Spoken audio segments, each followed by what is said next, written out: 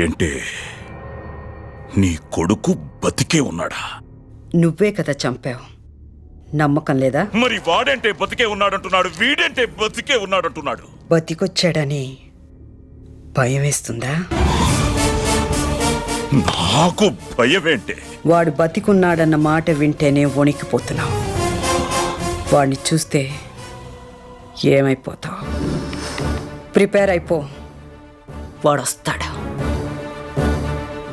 రాని ఆడు నీ కొడుకే అయితే ఆడమ్మ ఇక్కడుందని తెలిస్తే వస్తాడుగా. అన్నా